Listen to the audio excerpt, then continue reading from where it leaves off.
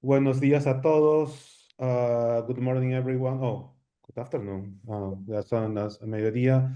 Bienvenidos al webinar de Target Next Generation Sequencing for TB Control, secuenciamiento de nueva generación dirigida para el control de tuberculosis, marco para la implementación de programas nacionales, que está coorganizado por el Instituto Nacional de Salud de Perú y the University of Texas Medical Branch, UTMB. Quiero darle las palabras al presidente del INS, doctor Diego Venegas, para que nos pueda dar inauguración al webinar. Muchas gracias, doctor Venegas. Muchísimas gracias, doctor César Ugarte.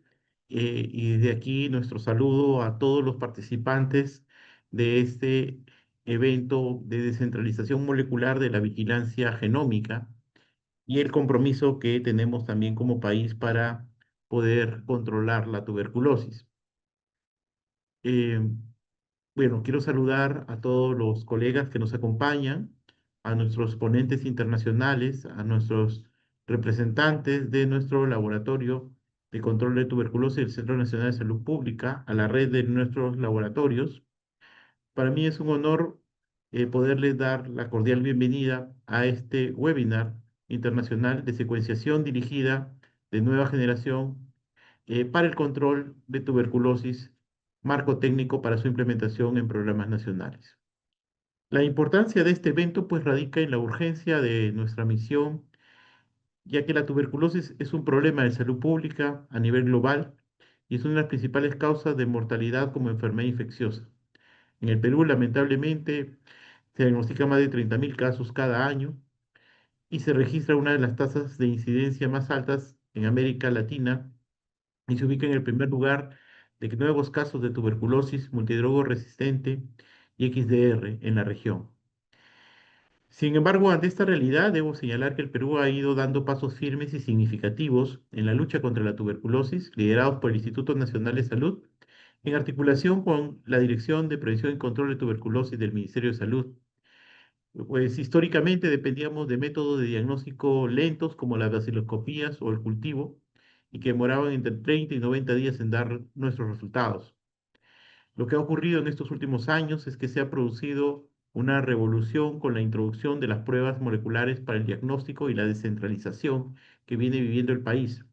Desde el año 2019 hemos impulsado la implementación de pruebas de diagnóstico rápido moleculares con las plataformas EXPERT, UltraRIF y XDR.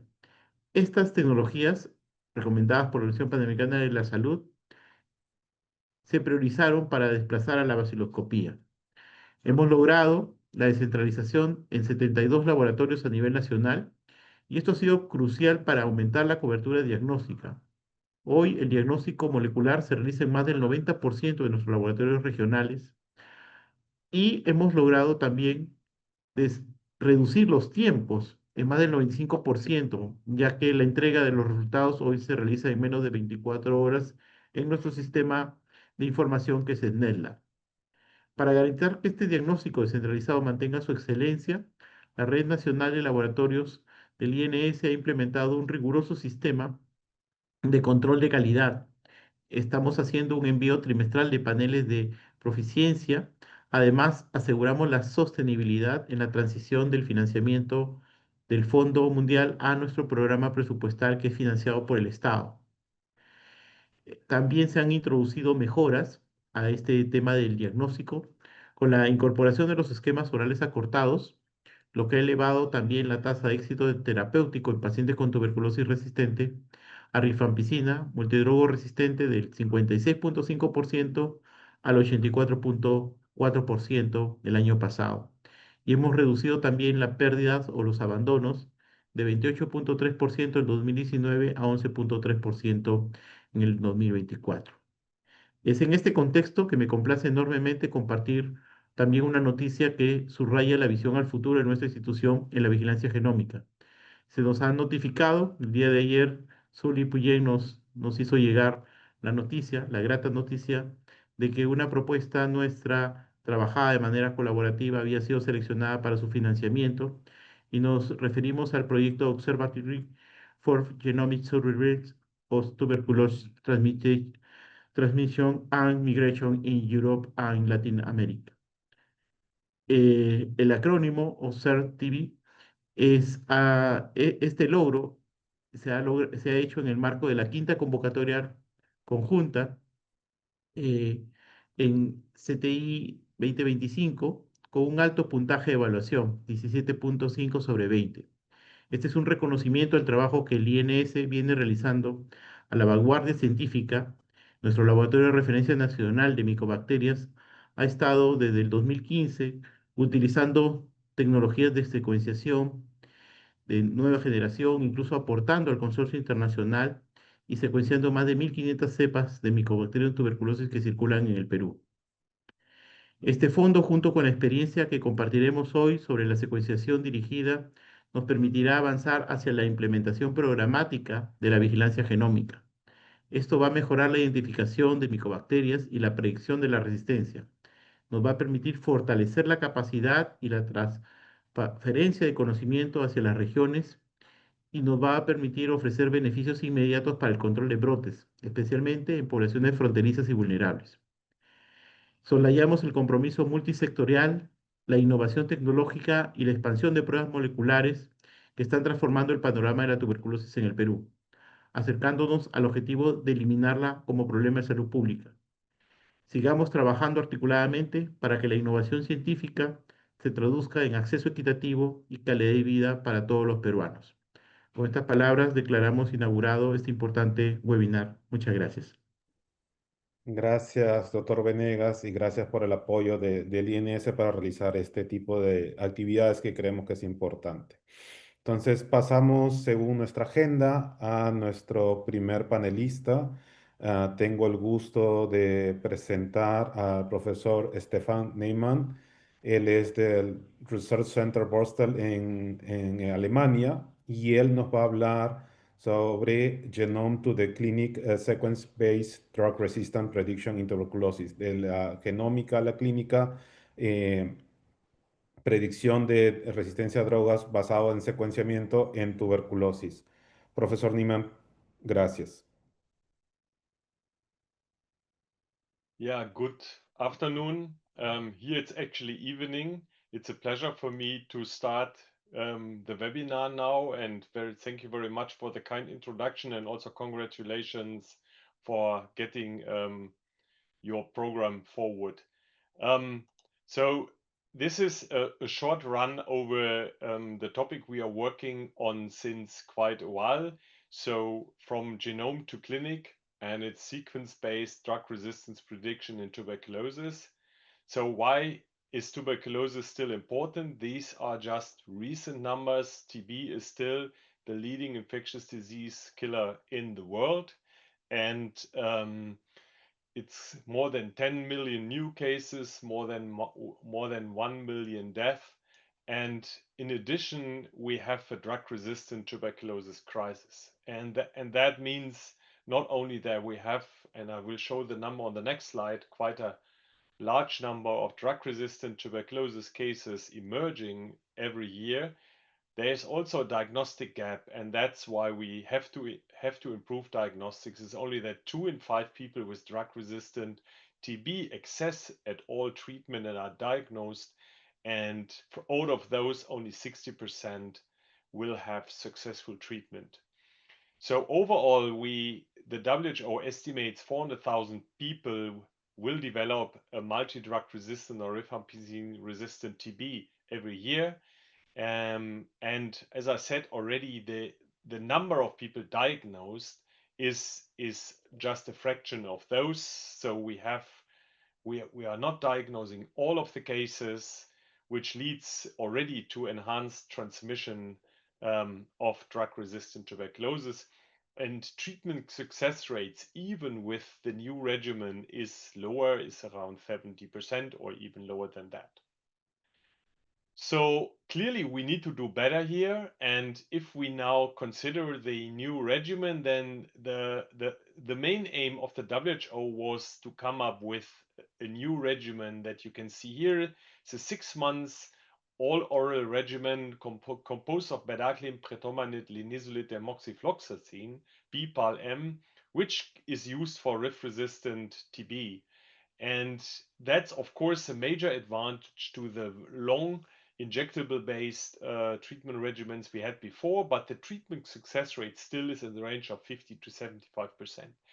So even more important, when we look at the drugs now that we can use for treatment of MDR-TB, quite a number of these have no rapid drug-resistant testing or even no drug-resistant testing for the majority of those. So for example, for bedaquiline, but also for linezolid and other drugs. So the majority of patients are then treated blindly, and that of course has a high risk of treatment failure. So that is something we need to improve.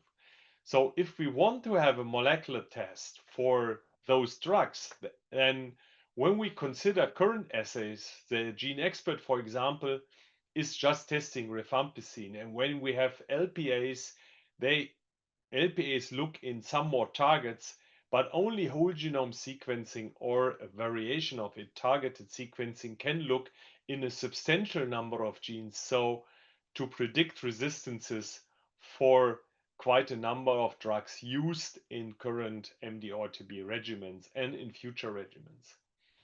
So what we need to do is somehow genome sequencing.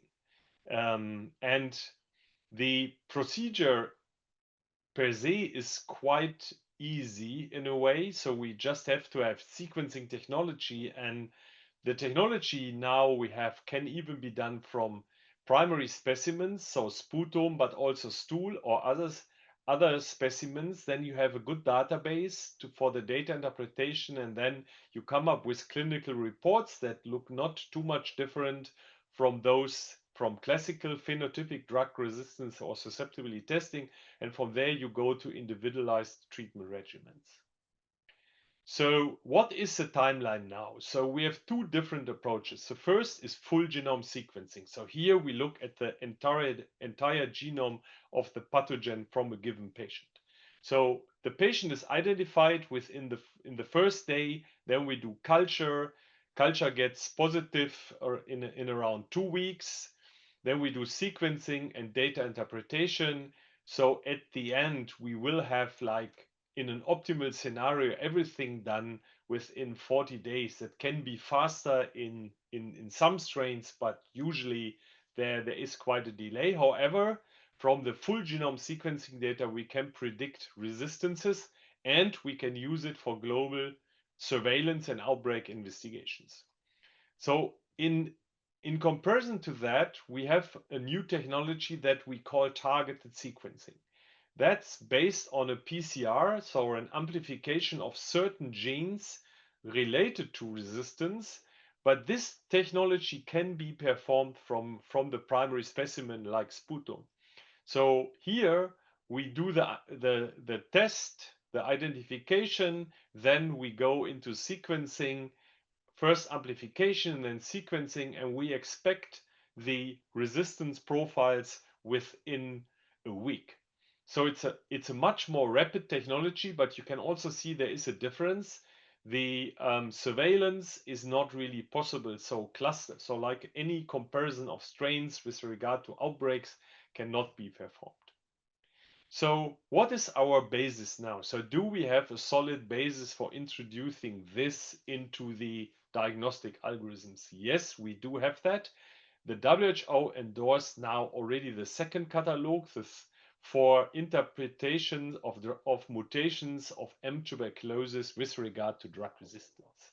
And that's very comprehensive because it has a very large data set. So it overall includes quite a significant number of genotype, phenotype data sets. It includes more than 30,000 mutations and their frequency and association with resistance, with or without resistance to 13 drugs. So it is comprehensive. This is what we use. We in Borstel use an even extended database, and there are also already like 86 variants associated with bedaquiline resistance. For the people who are in the field, we currently have more than 200 variants associated with bedaquiline resistance, so the WHO catalog is still lagging behind with regard to bedaquiline and newer drugs. So we also have recommendations for targeted sequencing. So in principle, WHO announced or endorsed like 3 assays, the D-Plex MIC. This is the one we use mainly. There is another assay from Oxford Nanopore, which can yield similar results, and a assay from China, which is only endorsed for etambutol. So we have a basis to test this. So what are now results? So if we look into that. So here I would like to show you data from Germany. So this is a very comprehensive study where we had, you can see, more than 4,000 strains, and we had genomics, so genome sequencing. This is full genome sequencing, and linked it with phenotypic DST, drug resistance testing. And when you look for isoniazid and rifampicin, you will realize that sensitivities and specificities with the WHO and our Borstel catalog is very high. So it's the sensitivity is over 95, 96, even 99%. So RIF is very good. Specificity is very high. So this is telling us that in a low incidence area like in Germany, we can predict resistance and susceptibility with a quite high specificity and sensitivity. So we can also exclude resistance, and that is a quite interesting point here. And even when we come to second line antibiotics, you will realize that for moxifloxacin and levofloxacin, for example, we have very high sensitivities and very high specificities. And even in our data set for Bedaquiline, we are now in a range of more than 80%. And of course, the specificity is quite high, so exclusion of resistance for strains without mutation in target genes is quite high. And that's quite important. So from this data set, we can conclude that our databases is good enough to predict susceptibility and resistance to first line and MDR treatment drugs with very high accuracy using whole genome sequencing. But these data would similarly be mirrored by targeted sequencing because all of these targets are also in there. So targeted sequencing, and the assay I will present here is the D-Plex MIC-TB assay. You can see on the right hand side the data interpretation for a fully susceptible strain. The advantage here is that you can do it from different specimens, and it also comes with an automated data analysis platform. So the assay can predict resistance or susceptibility to 15 drugs in 5 days, had been used in several studies of the WHO in our lab and now also in some other labs, and we do prospective evaluation in routine diagnostics in our lab and in partner countries in Eswatini, Namibia, and Mozambique. So this is the workflow, and I don't want to go through that, but we developed a workflow that can be easily integrated in the normal laboratory workflow. So you can start from genolysis extraction that is normally used for LPAs, and you can do the sequencing from there. We also developed quite a number of SOPs. So everything is there for the implementation.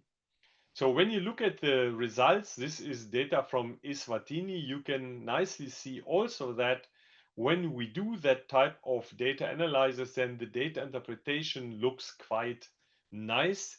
And the good thing here is, and that's remarkable for Eswatini, you can see here is a particular mutation I491F in RPOB that gives RIF resistance, but is not detected by any classical assay, and it's nicely detected by targeted sequencing. And in addition, we can also identify mutations related to bedaquiline. So that's coming like a very good tool, and it's now implemented actually in the diagnostic algorithm in Eswatini. And I just want to give you that example here, and we can discuss that later on.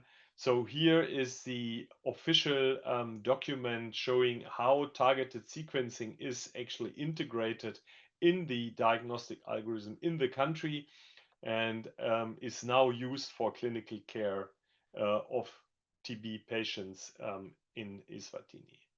So coming to an end, and as in a summary, this is a very short presentation.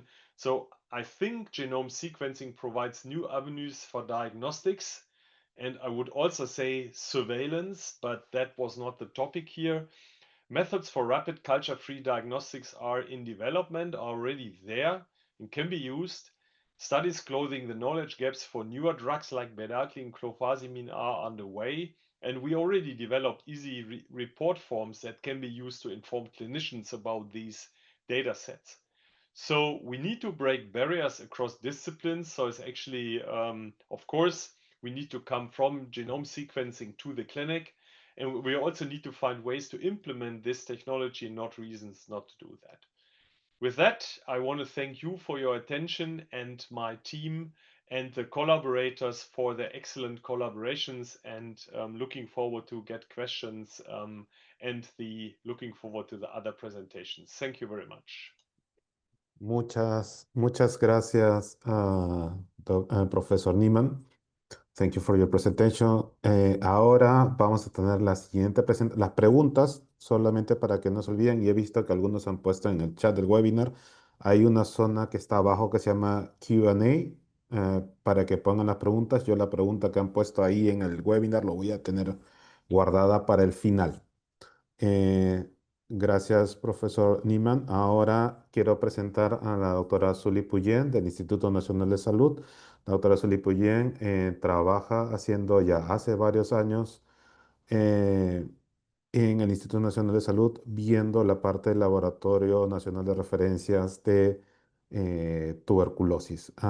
Doctora Puyén, por favor, para su presentación. Y lo último, para olvidarme, recuerden que esta presentación va a ser en español, así que si quieren escuchar se pueden mantener ahí, si no, entran al canal de inglés para escuchar la presentación en inglés. Gracias.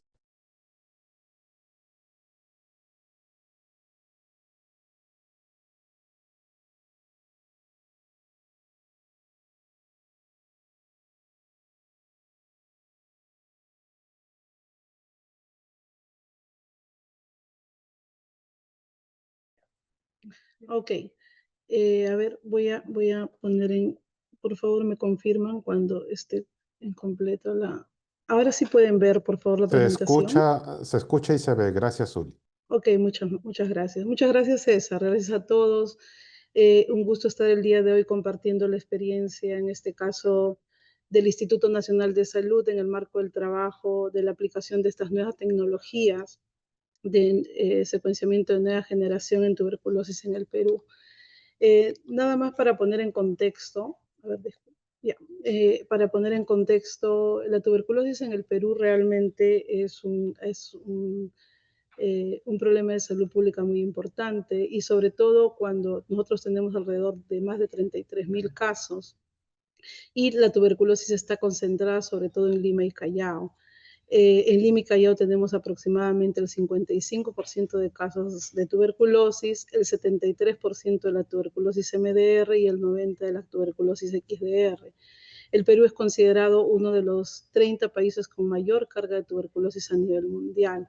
Por ello, siempre las estrategias que nosotros hacemos en el país están concentradas en Lima y Callao y luego van hacia las regiones con la finalidad de poder controlar esta enfermedad.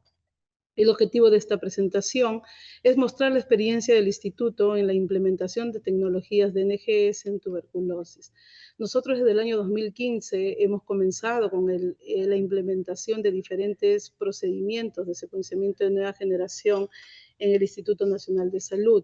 Diferentes proyectos que han sido subvencionados con diferentes instituciones que subvencionan proyectos, ya sean nacionales o internacionales, han podido soportar el trabajo que venimos haciendo desde estos años.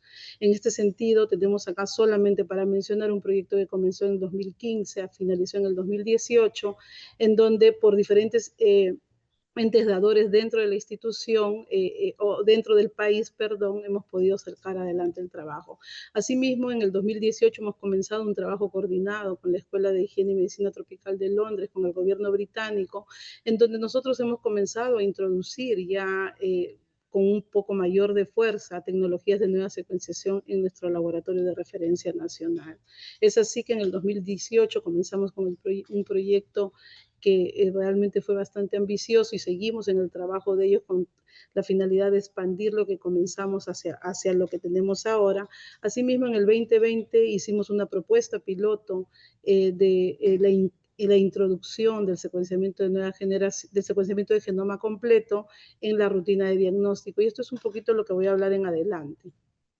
Actualmente tenemos estos proyectos, dos proyectos los cuales están subvencionados por diferentes instituciones. Asimismo, contamos y estamos realmente desde el año 2024, hemos comenzado con la vigilancia genómica de Mycobacterium tuberculosis y micobacterias no tuberculosas en el Perú.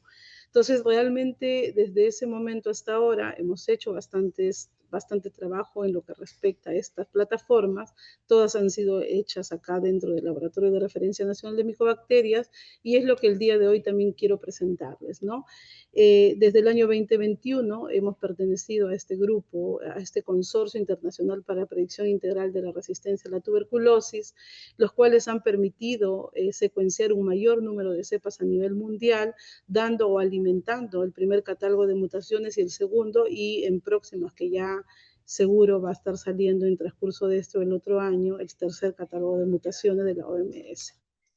Diferentes investigaciones hemos podido también intervenir en el afán de poder mejorar el diagnóstico de la tuberculosis a nivel mundial, y es que el Laboratorio de Referencia Nacional de Micobacterias ha venido trabajando en cada uno de ellos. Yo voy a hablar específicamente de 3 proyectos y muy rápidamente. El primero es epidemiología genómica de la tuberculosis resistente en el Perú, y básicamente este proyecto incluyó el trabajo con 500 cepas de Mycobacterium tuberculosis fármaco resistente MDR que fueron seleccionadas de todo el país de una manera estratificada, teniendo en consideración las proporciones de resistencia que se encuentran en cada una de las en este caso, regiones de nuestro país.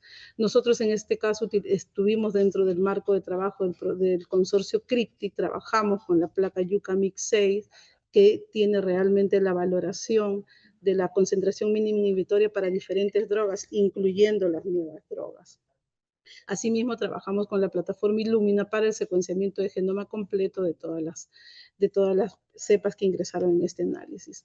Gracias a este proyecto hemos tenido básicamente un mapeo de todas las mutaciones que tenemos a nivel nacional por regiones, las cuales nos van a permitir en un futuro o actualmente hacer una vigilancia de las mutaciones nuevas que están apareciendo en el país. Asimismo, también hemos evaluado diferentes metodologías. Específicamente para este proyecto, evaluamos en esta metodología que en su momento era la que se utilizaba como la metodología Gold Standard, en donde vimos de manera general los resultados que obteníamos mediante el secuenciamiento de genoma completo. En este caso, eran muy apropiados, estaban muy nivelados a los que nosotros necesitábamos y los que hacíamos en ese momento mediante el método de proporciones agar en placa, ¿no? Entonces, esto también nos da más confianza a nivel ya más interno de poder utilizar las nuevas tecnologías y poder trabajar en adelante hacia la implementación de estas nuevas tecnologías en nuestro país. Asimismo, nos ha permitido también caracterizar los linajes y sublinajes que se encuentran circulando en el Perú.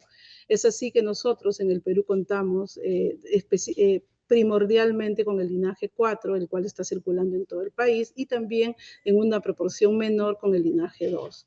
También hemos podido confirmar que las cepas mixtas, así como se encuentran en todo el mundo, es aproximadamente el 2.4% de las cepas que circulan en todo nuestro país, teniendo en consideración que estas pueden ser las causantes de las discordancias que nosotros evaluamos dentro del marco de la rutina para nuestros pacientes con tuberculosis. Todo este aprendizaje nos ha permitido también responder en muchas de las ocasiones a los tratamientos de pacientes específicos en una coordinación de trabajo con el programa de tuberculosis y con el Comité Nacional de Evaluación y Tratamiento de Tuberculosis en nuestro país. También una de las cuestiones que hemos logrado obtener es básicamente los clústeres de transmisión, los cuales mediante utilizando en específicamente diferentes puntos de corte, hemos podido trabajar o poder un poco especificar los diferentes grupos de transmisión que encontramos en nuestro país. Específicamente, Por ejemplo, estos son los resultados, que 80 cepas están relacionadas y forman 13 clústeres de transmisión. Y esto tiene que ver mucho con la evaluación de las estrategias para mirar, por ejemplo, ¿no? Los contagios más recientes que se han dado o que se están dando en nuestra comunidad. Otro de los proyectos, que es en específico el segundo, habla básicamente del uso del WGS, del secuenciamiento de genoma completo en condiciones de rutina. Y lo que nosotros hicimos en este sentido fue ingresar un grupo de muestras en un tiempo específico. En específico ingresaron 140 cultivos, los cuales ingresaron por dos partes. Por un lado, para el diagnóstico normal que siempre hacíamos en ese momento, el diagnóstico fenotípico para todas estas drogas que se encuentran acá, y por otro lado, este mismo cultivo se separó en dos, de los cuales una parte fue para evaluarse por WGS, utilizando el catálogo de mutaciones de OMS que en ese momento estaba, se podría decir, reportado. Los resultados que obtuvimos en primer lugar de rendimiento diagnóstico con todas las muestras que ingresaron en esta evaluación, es importante mencionar eso, porque ustedes podrán ver que dependiendo de la droga no encontramos las resistencias son menores. Por consiguiente, es importante mencionar que acá es un trabajo de rutina, todo lo que ingresó en un tiempo específico es lo que se trabajó, y por ello son los resultados que se muestran en esta diapositiva, los cuales también ya están publicados y pueden verlo de una manera más detallada. Actualmente, ya desde el año 2019, estamos utilizando el cultivo líquido PS-MIGIT como prueba fenotípica para todas nuestras, o para las drogas que son de importancia para esta prueba. El WGS, en conclusión de estos resultados, presentó un promedio de concordancia categórica del 96.5%, con algunas diferencias dependiendo de las drogas, con las limitaciones que podríamos encontrar acá, dependiendo del número de muestras que tuvimos, tanto resistentes como sensibles. Esto es un resultado también muy importante, porque en condiciones de rutina nosotros llegamos a decir, ¿no?, que básicamente en condiciones de rutina, en ese momento como se daban, no teniendo un equipo a disposición completa, tenemos actualmente 2 equipos MySeed, los cuales utilizamos para nuestra evaluación, y los resultados para las 13 drogas que en ese momento fueron recomendados en el primer catálogo de mutaciones en 12 días, teniendo resultados dependiendo de la droga para PS-MIGIT que van desde los 20 hasta los 60 días, por también el flujo que en ese momento estaba establecido. Esto también nos permitió cambiar el flujo para todos los pacientes peruanos, y eso es muy importante, el hacer investigación dentro del gobierno peruano, en este caso del Laboratorio de Referencia Nacional de Micobacterias, que toda la investigación que se hace se aplica a nuestros pacientes. Por consiguiente, esto nos ayuda también a ir mejorando como gobierno, como control de la epidemia en nuestro país. Otro también de los puntos que se estableció en este documento fue la red de transmisión, de los cuales se determinaron 6 grupos o clústeres de transmisión, en donde predominantemente el linaje euroamericano es el que estaba prevalente, y no contamos con una especificidad de grupos que se encontraban aislados por ciertas regiones, por ejemplo, de Lima y Callao, ¿no? Nosotros en Lima y Callao tenemos sectorizados este, oeste, centro, sur, y no encontramos como que hay cepas específicas de este lugar y no de ella, no, sino que todos estaban por todos los clústeres de transmisión. Finalmente, este es un proyecto que estamos ya en proceso de finalizar para este año, y es básicamente desarrollar un método in-house para la detección del perfil de drogoresistencia, así como micobacterias, mediante el secuenciamiento dirigido. Es como se podría decir, un diplex, pero lo estamos haciendo acá en el Perú. Nosotros acá, para la validación de esta plataforma, estamos ingresando 50 esputos, 100 cultivos, los cuales hemos tratado de que tengan la mayor cantidad de resistencias para poder evaluar esta plataforma que ya está diseñada. Hemos diseñado los primers necesarios para evaluar esta plataforma, hemos estandarizado la PCR múltiple que necesitamos, hemos hecho un pipeline bioinformático que nos permite sacar el resultado que necesitamos para el médico. Por consiguiente, además, es importante mencionar que esta plataforma es abierta para nosotros, podemos ingresar todas las drogas que necesitemos, que queremos, o sacarlas, y la cuestión es simplemente ingresar o traer y hacer un proceso de validación. Este es básicamente el flujo que nosotros tenemos establecido para toda la plataforma que hemos diseñado acá. Es un flujo muy parecido al flujo que cualquier plataforma de secuenciamiento dirigido establece, y los cuales tienen tiempos predefinidos o no, y básicamente estamos sentando un poco el flujo a lo que venimos haciendo en nuestro país. Dependiendo de con qué se trabaje, si se parte de muestra de esputo o cepa, también tenemos estandarizado. Hemos estandarizado todo el proceso de pretratamiento de la muestra. Es un proceso, ustedes normalmente el kit de diagnóstico lo que establece es desde las PCR, desde la extracción del ADN hacia adelante, nosotros lo hemos estandarizado desde la muestra y más o menos ya tenemos establecido todo lo que funciona desde que llega la muestra hasta que sale el resultado. Estos son los resultados que hasta el momento preliminares tenemos de las 50 muestras de esputo, resultados muy importantes, interesantes, acá con algunas salvedades que es más del tema más operativo, ¿no? Porque nosotros actualmente, por ejemplo, en moxifloxacina, por la PS-MIGIT solo evaluamos la alta concentración de la MOX y no la baja, porque así está establecido en el marco del trabajo.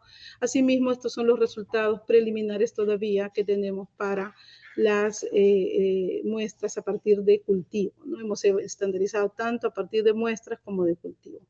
Entonces, como conclusiones, podemos decir que el Laboratorio de Referencia Nacional de Micobacterias del Instituto Nacional de Salud viene desarrollando desde el 2015 procedimientos de secuenciamiento de nueva generación en TB, tanto de genoma completo como dirigido. Asimismo, se han desarrollado y estandarizado procedimientos in-house para la evaluación de cepas y o muestras de pacientes con TB a través de tecnologías de NGS en el laboratorio. Se cuenta con más de 1.500 cepas de MTB tuberculosis, las cuales están secuenciadas y caracterizadas, lo que ha permitido contar con un catálogo nacional de mutaciones, información de linajes y sublinajes que circulan en el país y evaluación de las diferentes plataformas que han sido recomendadas por OMS para el trabajo operativo del programa de TB en el Perú. En la actualidad, el laboratorio realiza procedimientos de NGS en el marco de la vigilancia genómica de tuberculosis en el país, así como en el marco de proyectos de investigación. Próximamente, en conjunto con el programa de TB del país, se estará implementando el secuenciamiento dirigido de nueva generación para la atención de los pacientes peruanos. Y acá, bueno, muestro ya finalmente algunos artículos de todos esos trabajos que hemos venido realizando, lo cual para nosotros representan realmente un gran logro, ya que nosotros desde acá, desde este lado, venimos nosotros publicando también investigaciones que venimos haciendo en nuestro país con la finalidad de aportar a Latinoamérica. Este es el grupo de trabajo del Laboratorio de Referencia Nacional y agradecer a ellos, al programa de tuberculosis que está comandado en el país por la Dirección de Prevención y Control de Tuberculosis, y de tal manera, pues, así como con CITED, Prociencia, que también con sus aportes de fondos ayudan a que toda esta investigación pues también sea importante para nuestro país. Muchas gracias. Muchas gracias, Zuli. Ahora, para seguir en la agenda, quiero invitar al doctor Stefan Moldrem. El doctor Moldrem es Assistant Professor de la Escuela de Salud Pública, School of Public and Population Health en la Universidad de Texas Medical Branch, UTMB. Y él nos va a estar hablando sobre perspectivas desde Botswana en la implementación del secuenciamiento para tuberculosis. Stephen.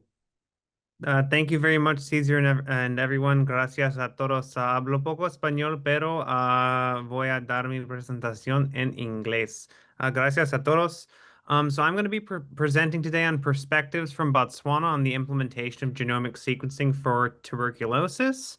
I want to thank everyone who's been involved in some of these projects, including folks from Stefan's group in Borstal, and folks at the University of California, Irvine, and on the ground in Botswana at the ministry and our local partners. I also want to acknowledge our funders, the U.S. National Institutes of Health, and also UTMB, which has supported these research, our ethics approvals, and also we have no relevant financial disclosures. So I'm going to be reporting quickly, hopefully in less than 10 minutes. We have plenty of time for Q&A. Reports from two studies. The first is about stakeholder perspectives on scaling up next-generation whole genome sequencing in Botswana. And that study was funded by an NIH bioethics supplement, and it assessed whether TB stakeholders and affected people in Botswana would desire a scale-up of next-generation whole genome sequencing in Botswana, and results from that have been published in PLOS Global Public Health. The second study was funded by a UTMB pilot where we interviewed 70 key TB stakeholders, mainly health system personnel, laboratory personnel, and people affected by TB in Botswana, to prospectively develop implementation strategies for targeted next-generation sequencing. And data analysis for that project is ongoing. So I'm going to be presenting here an ethical and social scientific perspective on these issues. Just for a little bit of context, Botswana is a landlocked upper middle income country in southern Africa with just over 2 million inhabitants and a land area about the size of France. Botswana aspires to become a high-income country and has a long history of successfully pursuing development goals since independence in 1996, including particularly through uses of the country's healthcare system and the implementation of novel biotechnologies to support its development goals. So the background of the first project on TB next generation whole genome sequencing. So the introduction of whole genome sequencing into infectious disease programs is increasingly being promoted by global health agencies, as we've discussed today, as one of the most promising interventions in contemporary public health. For pathogens like TB, incorporating sequencing into routine practice could potentially generate more precise diagnostic results on faster timeframes that we've heard about today, thus improving treatment, and particularly for multi-drug resistant TB. And public health agencies can also analyze sequence data to reveal drug-resistant strains, to identify people in transmission clusters, and to shed light on other disease dynamics to improve surveillance and prevention at the population level. However, actually, pathogen sequencing initiatives, some of them have been controversial in some countries and globally, particularly in regard to the implementation of molecular HIV surveillance programs. And inherently, the implementation of these technologies in health systems come with risks. And so the technology, for example, is costly and can be difficult to implement, particularly in low to middle income countries where costs are always top of mind for Ministry of Health. And sequencing can also reveal transmission patterns or clusters of individuals in a shared transmission cluster, or hotspots that can potentially stigmatize poorer, lower socioeconomic areas or geographic areas, or stigmatized subgroups. And so in 2022, we conducted a study using interviews and deliberative dialogues with TB stakeholders in Botswana to better understand their views on hypothetically scaling up sequencing for TB diagnosis, treatment, and prevention in the country. Our research questions were: why did Botswana TB stakeholders want to scale up sequencing for TB, and why or why not? And then what did Botswana TB stakeholders perceive as the main ethical, policy, and other challenges in a theoretical future scale-up?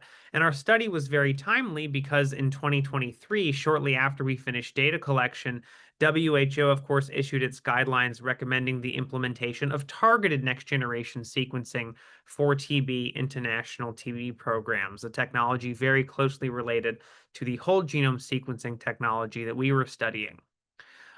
So we used in-depth interviews and deliberative dialogues. There were 48 total participants coming from the TB policy environment, TB research and clinical experts, and then also TB community stakeholders who included survivors and community advocates.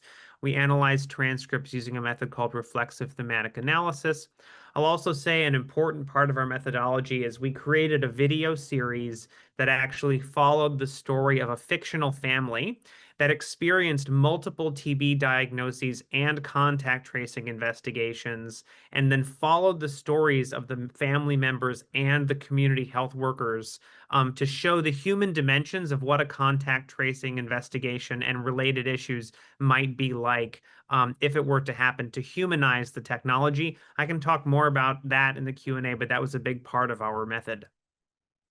And so as a result of our interviews and deliberative dialogues, we found 5 themes that I'm going to go through quickly. So first was that Botswana TB stakeholders broadly supported scaling up, in our case, next generation whole genome sequencing or sequencing for TB, provided that the country would engage in robust planning, capacity building, and education. So participants really didn't want kind of just, push it in like just let's roll it out really fast kind of response. They wanted a deliberative process. And as participant number 1 says, it would make a massive difference because these people that we help, this participant said, will be able to access their results much quicker, and it would also help them with regard to contact tracing and identifying the people they've been in contact with much faster, unquote. So they wanted to scale it because they saw very clear benefits. And actually, this idea of faster turnaround times for multi-drug resistant and drug-resistant TB came out at the fore. But they wanted robust planning, capacity building, and education as part of that. And that will actually continue to come up as we go through the themes. Theme 2 was that efforts to scale up TB sequencing must learn from past experiences, particularly the introduction of other molecular diagnostics into Botswana's TB program. So many of you on this call are probably familiar with the technology GeneXpert and GeneXpert cartridges, which can be used to identify rifampicin resistance. As we've been discussing, sequencing can show a wider range of drug resistances than just rifampicin. But this was something that our participants brought up time and time again because there were some challenges with the GeneXpert implementation in Botswana, mainly around the issue of there not being sufficient maintenance of the machines and reagents and cartridges. So this was an issue that came up a lot. And so basically sufficiently using experiences from the past to make sure that a rollout of sequencing in the future was sufficiently resourced was a major topic that came up amongst our stakeholders. Next, the next theme was that public health and research reuses of sequence data were generally supported, even if patients did not have a chance to consent to these uses of their data. However, informing patients about how their data are used in programs was seen as important. And this is actually something we're finding across numerous studies and the studies that other groups are doing about genomics and pathogen genomics as well, is that it's understood generally that infectious disease reporting does not involve consent. However, in the implementation of a powerful new technology like this one, informing patients about what actually happens to their samples it's in support of patient autonomy, but it's actually also a chance to engage patients more actively in, for example, trust in the health system and just letting them know more about what happens with their health. As a TB survivor, participant number 22 said, quote, "As someone's getting data from me, they should be telling me that my data might be used for this and that. When things get tough and there's a national crisis, they should use the data. The Ministry of Health will see how to go about that." And so what this participant is saying is that they support the Ministry of Health to do the right thing with their data, but they also want it explained to them. And this has come up a lot in this study and other studies in this area. So the fourth theme is related to this. And so it's that ongoing community and stakeholder engagement, along with education for patients, healthcare staff, lab workers, and the public, should be part of any scale up of TB sequencing. And this is really interesting because our participants were very clear that they didn't just want education of people who work in the health system about how to use this technology or what it might be able to do, but education about its potential benefits also to the public. So I won't read the whole quote, but the participant number 1 on the left says even that we should be engaging journalists in the print media to inform the community about the technology as it is being rolled out. So that there can be a period of public understanding and increased public understanding of the technology that's going to be crucial to the TB response. This is something that our participants really wanted. Our fifth theme was that scaling up TB sequencing in Botswana should involve deliberations about ethical norms in publishing data, particularly regarding data about transmission hotspots, transmission clusters, and stigmatized groups who are disproportionately impacted by TB. And this was actually very interesting because, of course, ministries publish all kinds of surveillance data all the time. Ministries share data with researchers, and one of the scenarios in our videos was actually a debate between epidemiologists at the ministry about whether they should publish hotspot and cluster data. But this has also been an area where there's been a lot of debates about, well, when do you publish information if it's going to, for example, show that a poor part of a city or a stigmatized subgroup has higher rates of TB? Is that for publication, or is that just information that the ministry should have and use in its outreach? So our participants clearly indicated that they wanted establishing new ethical norms around this for this technology specifically, and engagement across the ministry, community, academics, and how to go about publishing data like that. And finally, there's the second study, which I'm just going to have one slide about here, which is our prospective study to actually create implementation strategies for Botswana for targeted next generation sequencing. So this is a follow-up study that follows from the first. We've completed the first phase of this research, having interviewed 70 people, including mainly health system personnel, as well as people living with and affected by TB. Data analysis is in process. So our early findings still continue to show broad support for the implementation of targeted sequencing, but there are concerns around the following. First, again, the cost of implementation, but also these other more nitty-gritty implementation issues, such as sputum sample quality at point of collection in the clinic, and there needing to be good sputum samples collected in clinics. Sputum transport from clinics to the national lab being an issue where quality is degraded, and that would need to be improved to ensure that there's high-quality sputum going into the lab to ensure that there's enough sputum to be sequenced and that it's of high quality. The timely communication of sequencing results to clinics, like how would this happen? Who would be delivering the information about sequencing results to clinics so that it could be used in clinical applications? That was a major question. How TNGS would be fitted into the country's existing TB diagnostic algorithm. There's a lot of uncertainty and thoughts around that. Stefan mentioned that in his presentation as well. But I'd say the major challenge that kept coming up, particularly with people who are working in the laboratories, are these supply chain issues related to ensuring a steady flow of reagents and materials to support TNGS if the technology was implemented. There were a lot of concerns, not only that this would be expensive, but that it would be very difficult to have a sustained flow of reagents, materials, and supplies. And so that is my presentation. Thank you very much. I really look forward to the Q&A, and thank you for being here today. Muchas gracias, Stephen, y muchas gracias a los doctores Niemann, doctor Puyen, doctor Moldren, por todas la información que nos han brindado. Y yo creo que eso es para empezar la discusión, y disculpen que voy a usar inglés para no estar confundiendo a nuestro traductor, perdón, usando español para no confundir a nuestro traductor.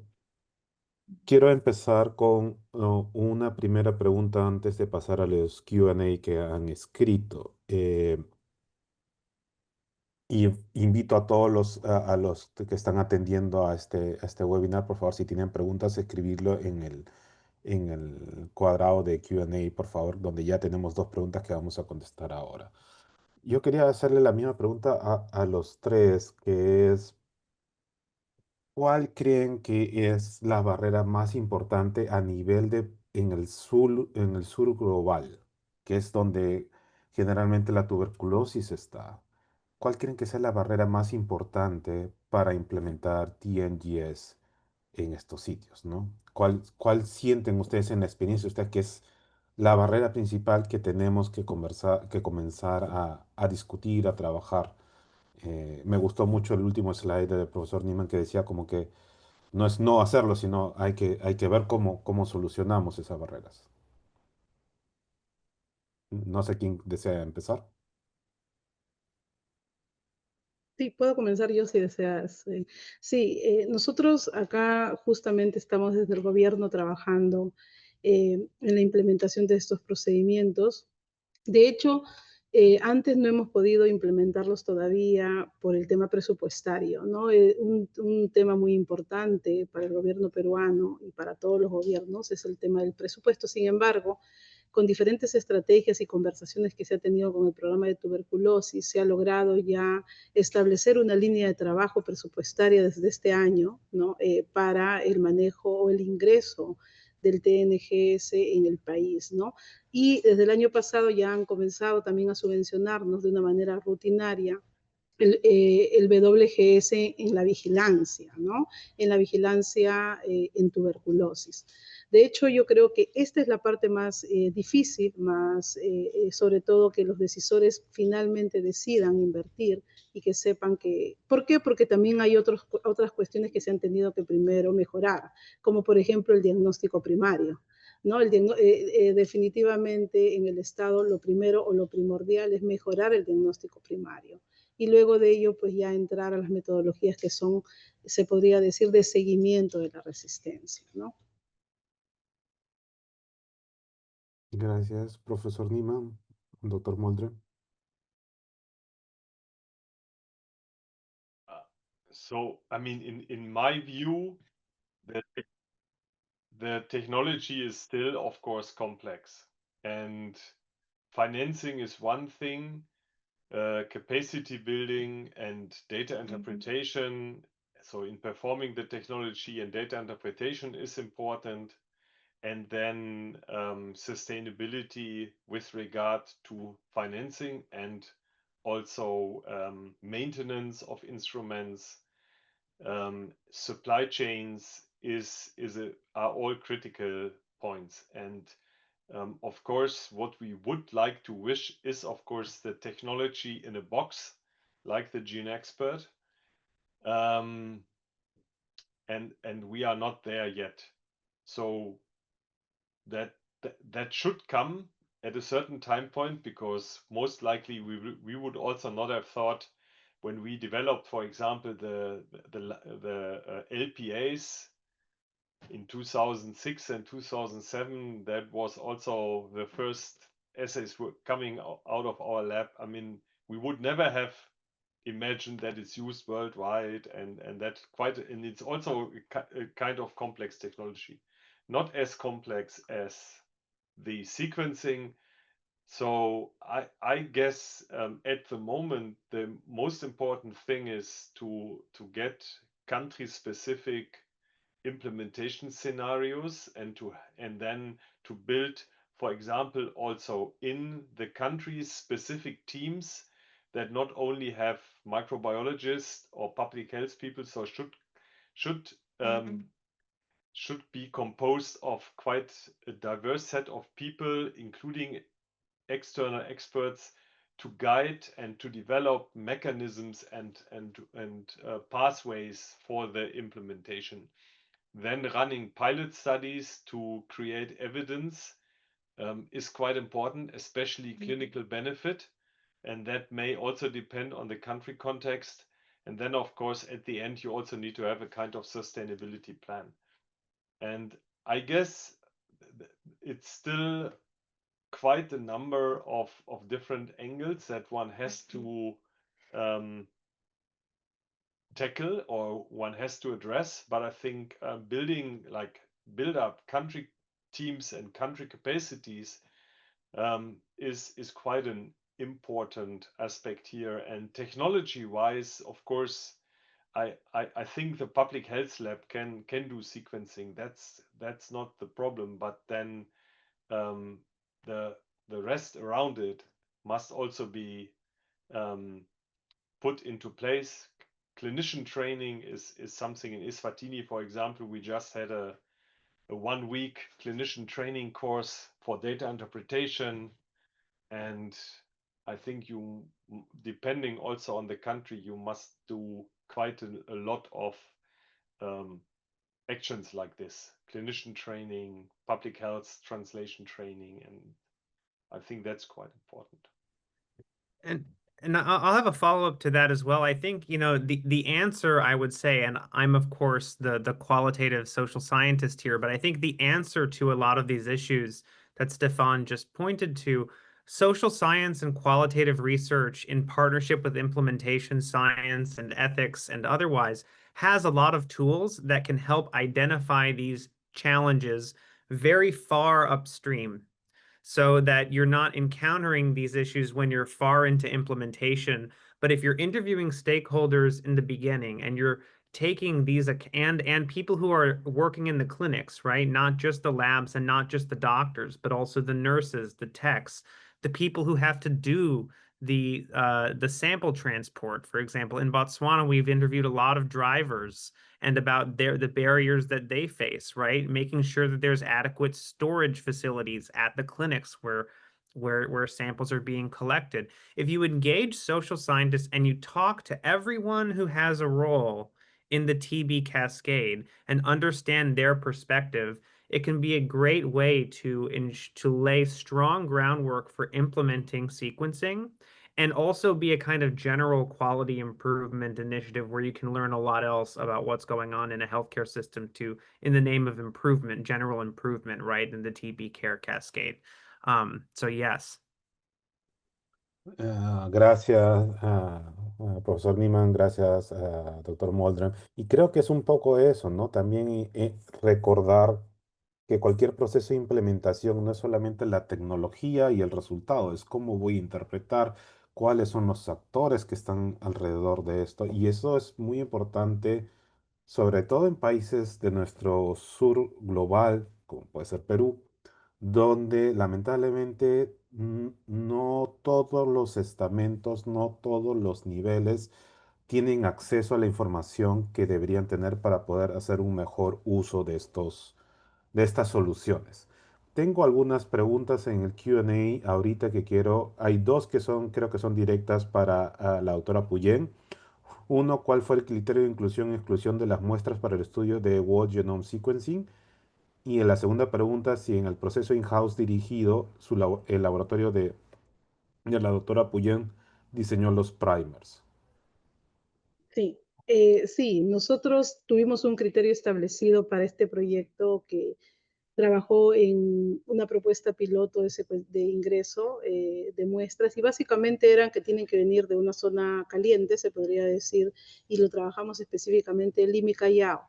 Y esto con la finalidad de poder conseguir algunas resistencias, ¿no? Nosotros sabemos que casi el 75% de la resistencia está en Lima y Callao, por consiguiente entraron de allí.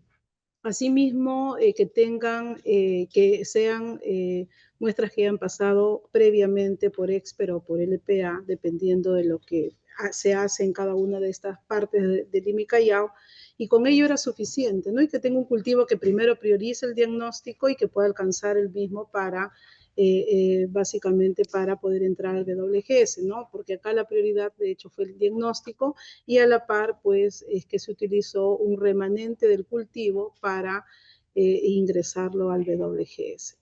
Respecto a la segunda pregunta, es cierto, nosotros hemos trabajado mucho tiempo realmente en el tema de diseño. De hecho, que los diseños ya están establecidos más o menos en todas las publicaciones previas que se han hecho. Hay establecidos ya los primers que se pueden utilizar y todo es felicidad cuando se trabaja solamente en monoplex, pero cuando se trabaja en multiplex viene el problema, donde lo que parecía en monoplex todo funcionaba bien, en múltiplex no funciona. Y hemos estado mucho tiempo trabajando en esto hasta que hemos logrado estos resultados que lo presento en 2 diapositivas y que es un trabajo muy arduo, más de 100 ensayos y quizás mucho más, y trabajando con M. tuberculosis, que se imaginan el gran inconveniente, en donde a veces con una bacteria en 24 horas tengo el crecimiento y en MTB tengo que esperar al menos 60 días para decir que la prueba fenotípica creció o es negativa, ¿no? Entonces, yo creo que hay mucho desafío en todo lo que hacemos, sin embargo, nosotros somos creyentes de que todo lo que estamos trabajando es algo interesante y ahora más aún que hemos ganado este proyecto recién en conjunto con un investigador que es el coordinador de todo el proyecto, de un consorcio importante, tanto en Latinoamérica como en Europa, lo cual nos va a permitir realmente continuar con todo este trabajo que venimos haciendo en la vigilancia genómica de Mycobacterium tuberculosis, no solo en el Perú, sino también en varias partes de la región América y en Europa, ¿no? Entonces, en eso estamos trabajando actualmente. Muchas gracias. Gracias, Zuli. Profesor Niemann, hay dos preguntas que quería hacerle a usted. Dice, además de Sputo, ¿en qué otras muestras puede realizarse? Esa es pregunta uno. Buenos días. En un laboratorio donde la genómica está centralizada por temas de sostenibilidad financiera, ¿cuáles serían los primeros pasos para lograr integrarse con el laboratorio de referencia de TB y los programas de TB? Y la última, que es un punto que también usted dijo, En cuanto al uso de Whole Genome Sequencing para la vigilancia, ¿qué información se informa, valga la redundancia, al clínico? ¿Resistencia a qué fármacos o linajes?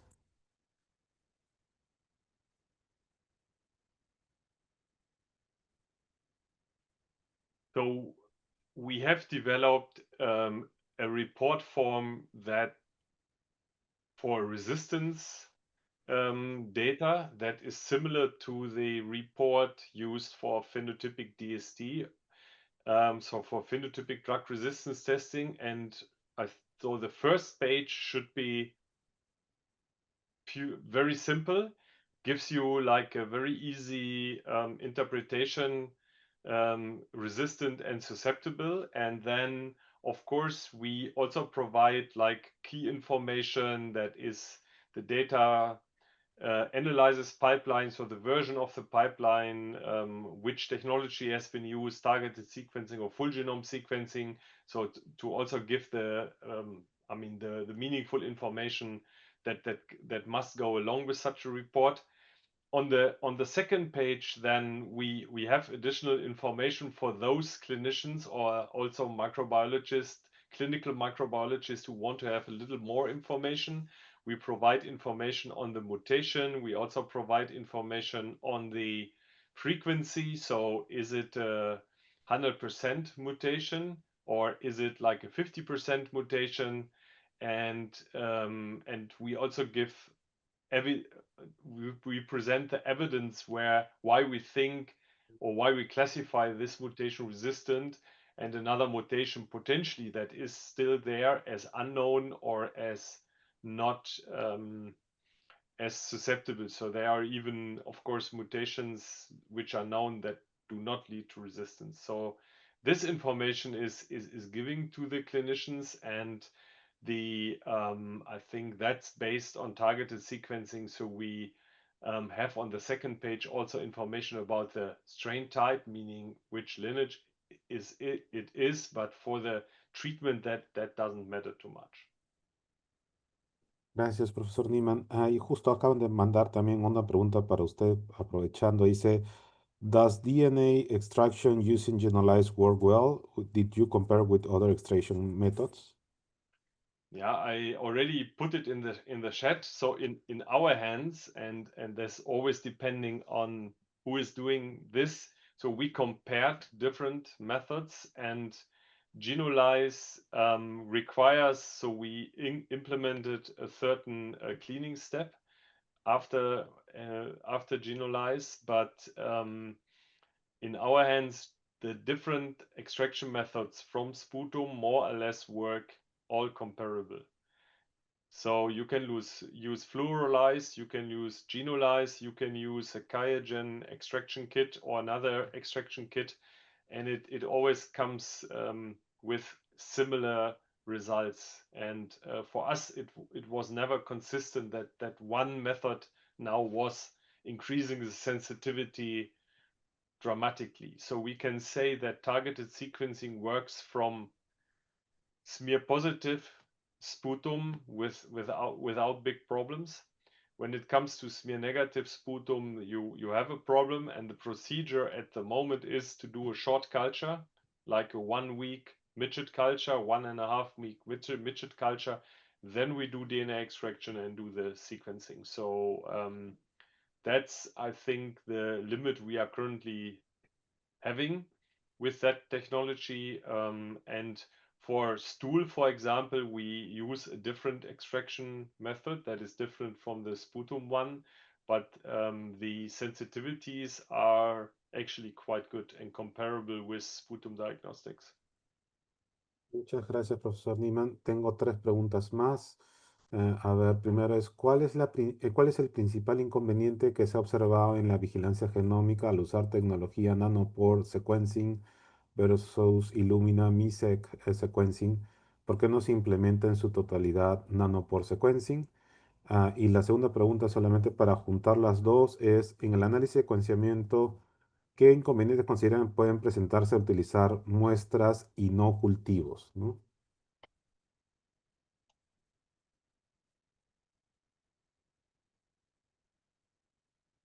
I don't think the English translation came through on that. Could Zelly take it, or could you summarize in English? Sí, bueno, respondo yo algo si tú deseas, César, o... No, explícalo y al final lo.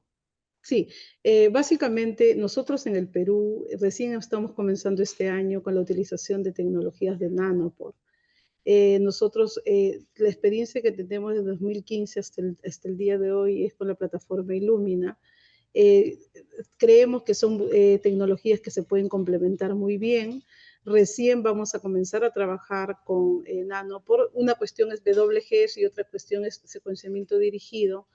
Específicamente estamos trabajando con Nanopore para secuenciamiento dirigido y en este nuevo proyecto que hemos ganado también vamos a trabajar con Nanopore y con Illumina siempre porque son metodologías que te ayudan y te complementan finalmente los análisis. Luego, finalmente hay que entender que, por ejemplo, el WGS, nosotros para el WGS todavía hasta el día de hoy utilizamos muestras de cultivo y esto es por la calidad de las necesitamos un cultivo puro, un cultivo importante para poder hacer el WGS, que es el secuenciamiento de todo el genoma, a diferencia del TNGS o del secuenciamiento dirigido, que específicamente, como hacemos una PCR previa en donde específicamente vamos a regiones preliminares, pues sí se puede hacer fácilmente el tema de, a partir de muestras, en este caso las muestras que nosotros estamos utilizando, muestras de esputo. Entonces a pesar de que utilicen las mismas plataformas, son tratamientos diferentes que se dan a las muestras y por ello es que para una y para otra se puede servir dependiendo de los objetivos que se quieran en el análisis final a hacer. Gracias. Acá hay voy a leer las últimas. Han mandado 3 preguntas. Gracias por estar participando. Una es bien corta, doctor, profesor Niemann. ¿El protocolo de extracción de DNA que usted usa está disponible? Y de ahí hay otra que de repente también está ligada, que es el algoritmo de Swatini incluye otras muestras directas como heces.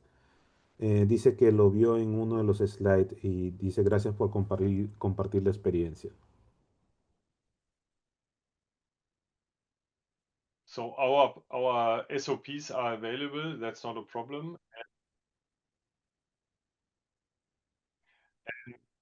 And the algorithm is not particular mentioning the sample type.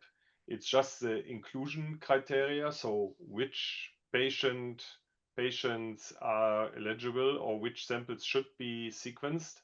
So, and in Eswatini, we actually have the sputum sequencing, but we also have stool sequencing that has been established with the Baylor College of Medicine as main driver of the stool projects and is available, for example, for children and also we just also published a comparison in adults and are still working on the question if stool has the same or better or lower sensitivity and specificity as sputum sequencing. Currently, it looks like it's equal, so you can, when you have like a detection in the sputum, you can also get it from stool, and the method is also available with targeted sequencing, just to say.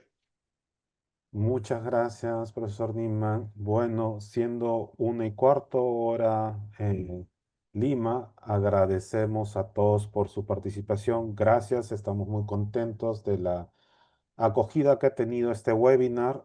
Esperamos que sea el inicio de varias conversaciones, de varias discusiones sobre la importancia de implementar TNGS en nuestros programas de tuberculosis. Como dijo el doctor Moldrem, cómo hacer que esto tenga sentido, no solamente en el equipamiento o en el resultado per se, sino con todos los actores, incluyendo los pacientes. Gracias por todas sus presentaciones, estimados doctores, y agradecemos nuevamente a los participantes. Este va a ser, espero, como decía, uno de los primeros pasos para futuros otras reuniones y potencial colaboraciones para discutir de la implementación TNGs en Perú. Muchas gracias y buenas tardes. Gracias. Buenas tardes.